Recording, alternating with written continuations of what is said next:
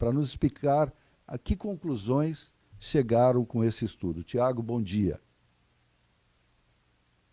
Alô? Bom dia, prazer falar com vocês e com todos os ouvintes. Esse estudo que vocês fizeram aí mostrou o que, Tiago? Bom, explicando um pouco mais a metodologia do estudo, né, nós estamos completando aí 5 anos do início, né, das medidas de isolamento social, né, Estado de São Paulo e Brasil de uma maneira geral.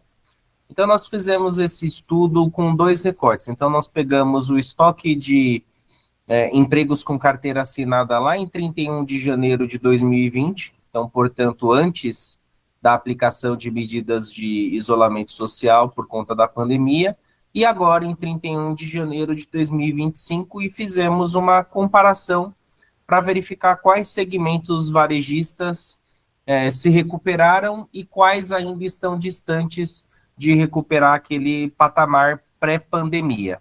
Lembrando que se tratam aqui de empregos formais, empregos com carteira assinada. E aí foram analisados aí cerca de 78 segmentos do varejo, e aí a gente destacou aqui os 5 que ainda estão mais distantes de recuperar aquele patamar lá de janeiro de 2020. Então, em primeiro lugar, nós temos as lojas enquadradas, né, como venda de artigos de vestuário, com cerca de 11.400 vagas a menos do que o verificado lá em janeiro de 2020.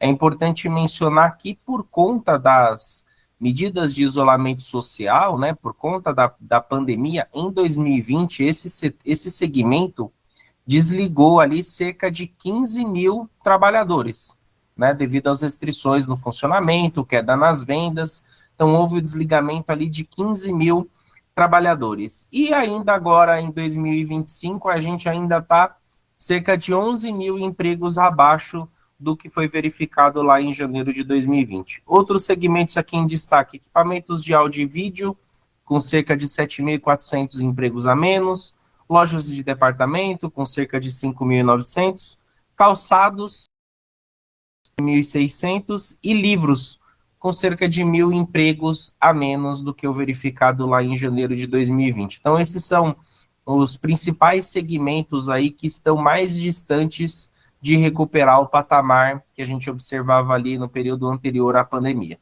Tiago, esse recorte de São Paulo acho que pode ser projetado para todo o Brasil. Com certeza, pode sim. O São Paulo, né, por ser a maior economia, né, a economia de São Paulo é a maior do Brasil, né, tem um grande peso dentro do PIB nacional, então ela acaba ditando aí os rumos do que acontece no Brasil. A gente não fez o levantamento Brasil, mas com certeza a gente pode replicar, até porque tem muitas questões estruturais que também envolvem esses segmentos que a gente destacou. Por outro lado, né, Tiago, ó, houve setores que se beneficiaram, não da pandemia, pelo amor de Deus, mas das mudanças dos hábitos das pessoas em função da pandemia.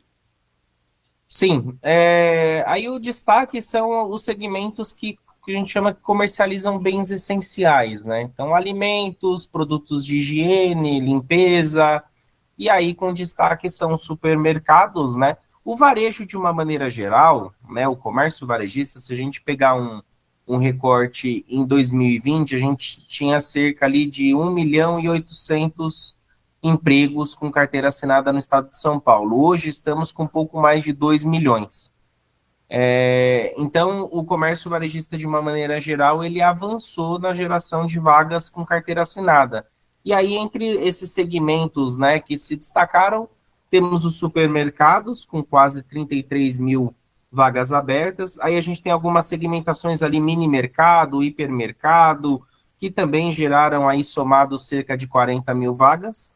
E a gente tem as farmácias também com 21 mil vagas abertas nesse período. Então, esses segmentos, eles performaram bem é, desde, né, da pandemia até agora. Tiago, então se observa que o consumidor paulista, leia-se como consumidor brasileiro, ele sai daquilo que poderia ser considerado como um bem não essencial para o essencial, que é alimentação e medicamentos. Exatamente. A gente não pode descartar também algumas mudanças, né, de hábito, de rotina que a gente teve durante esse período. Então, e a pandemia transformou bem esses hábitos, né? Então, você tem, por exemplo, antigamente todo mundo trabalhando presencialmente todos os dias.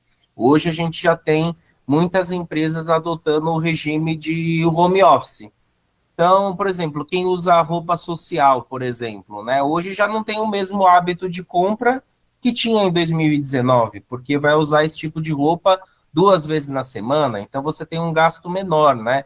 Se você antigamente ia numa loja e comprava 5 camisas sociais, por exemplo, hoje você vai comprar 2 para cobrir ali a sua ida, né, até o escritório de maneira presencial. Então a gente tem esse tipo de mudança de hábito e outra, a gente não pode também tirar aqui, né? A geração de empregos está muito ligada às vendas, né? E ainda que alguns números indiquem aumento de vendas, recuperação, já recuperou o patamar de vendas lá do período pré-pandemia, a gente tem muitas empresas com dificuldade financeira, né? O faturamento não significa lucro, então a gente ainda tem muitas empresas com uma situação financeira complicada e isso impacta, né, a geração de empregos. Se a gente observar, quem acompanha aí o mercado vê sempre notícias de grandes redes de roupa, de livros, até que vende aí os equipamentos de áudio e vídeo que também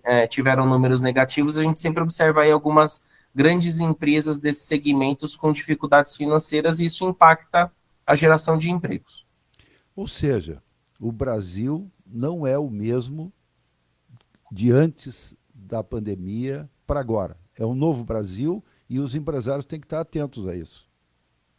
Exatamente, exatamente. A gente aqui na FEComércio São Paulo sempre destaca, né, essa mudança de hábitos do consumidor, a questão de explorar novos canais de venda como online, redes sociais. Então, é um mundo que se transformou rapidamente durante aquele período de pandemia e o empresário tem que se adaptar para sobreviver e não ficar para trás. Muito bem, Tiago. Tiago Carvalho, assessor econômico da Federação do Comércio, Bens, Serviços e Turismo de São Paulo, FEComércio São Paulo. Muito obrigado por esses esclarecimentos, são valiosos. Acho que nós temos que pensar como todo o que é esse